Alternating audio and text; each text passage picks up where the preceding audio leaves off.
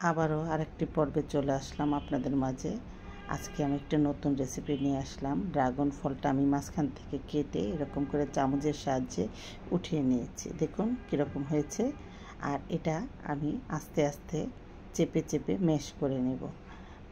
Dragon ফলটা আমি ইচ্ছা করলে ব্লান্ডারে করতে পারতাম, কিন্তু ব্লান্ডারে করলে এই যে বিচিগুলো কালো কালো আছে না, এগুলো ভেঙে যায়। এটা আমি ভাঙবো না। আস্তে আস্তে চেপে চেপে এটা আমি ম্যাশ করে নেব। ম্যাশ করা পর্যন্ত ওয়েট করতে হবে। আর এই যে ম্যাশ করা হয়ে গিয়েছে, তারপর এটাকে আমি একটু দেখিয়ে দিচ্ছি কীরকম হয়েছে। নেড়ে চেড়ে ম্যাশ করে তারপর একটু অপেক্ষা করতে হবে। অপেক্ষা করে এটার মধ্যে আমি প্রায় আধা কাপের মতো একটু পানি দিয়ে দিব। পানিটা দিয়ে আমি 3 টেবিল চামচ চিনি দিয়ে দিব। আর দিয়ে দেব আগার আগার পাউডার প্রায় 1 চা চামচ দিয়ে আরও অর্ধেক চা চামচ দিয়ে দিব।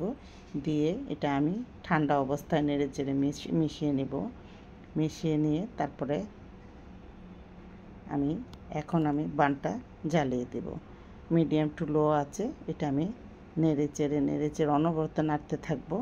নেড়ে চেড়ে এটা মিক্সড করে বানটা দিয়ে এটা যাতে জমাট না বাঁধে তার জন্য নাড়তে হবে অনবরত। নেড়ে এটা যখন একদম বলক আসবে, 4-5 মিনিটের মতো লাগবে বলক আসতে।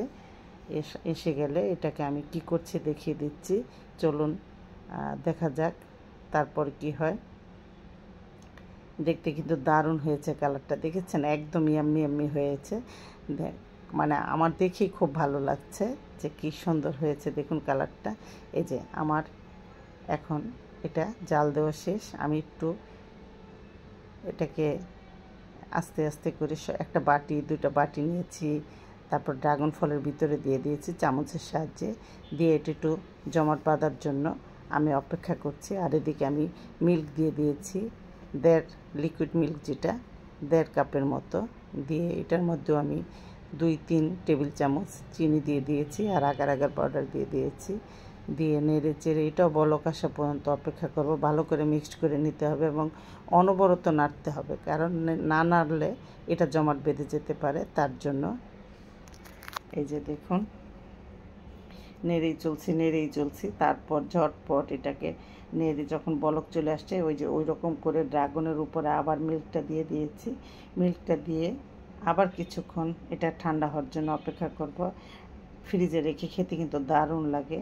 ড্রাগন মিল্ক পুডিং এটা আমি করেছি, একদম ইয়াম্মি হয়েছে। দেখুন কি সুন্দর হয়েছে, দেখেই ভালো লাগছে। আমার কাছে তো খুবই ভালো লাগছে। আপনাদের কাছে কেমন লেগেছে? আর ভিডিওটা দেখে আর আমার রেসিপিটা খেয়াল করে অবশ্যই করে দেখবেন একবার যে কেমন হয়েছিল। আমারটা কিন্তু একদম ডাবের পুডিংয়ের মতো হয়েছে খেতে। দারুণ স্বাদে, দারুণ মজা ড্রাগন মিল্ক পুডিং। আর আমার মতো করে যদি একটু লাইকস কমেন্টস দিয়ে জানান কেমন ছিল। আর ইয়াম্মি তো অবশ্যই হয়েছে। আমি এটা কেটে দেখাই দিচ্ছি কিভাবে, যে ডিশটাতে দিয়েছি সেই ডিশটাতে কেটে দেখিয়ে দিচ্ছি। আমি ছোট ছোট টুকরা করে নিয়েছি, আপনাদের ইচ্ছা মতো আপনারা টুকরা করে নেবেন। এটাও আমি দেখিয়ে দিচ্ছি কেমন হয়েছে। আর উপরটা কিন্তু একদম বসে গেছে। আর এটা কিন্তু ঠান্ডা খেতে দারুণ লাগে। মেহমান আসলে প্রায় অল্প সময়ের মধ্যে আপনারা এটা করে মেহমানের সামনে দিতে পারেন। নতুন স্বাদের নতুন রকমের ডেজার্ট, খেতে অসাধারণ। আর আমার খাবার খেয়ে তো অনেকেই পুডিংটা খেয়ে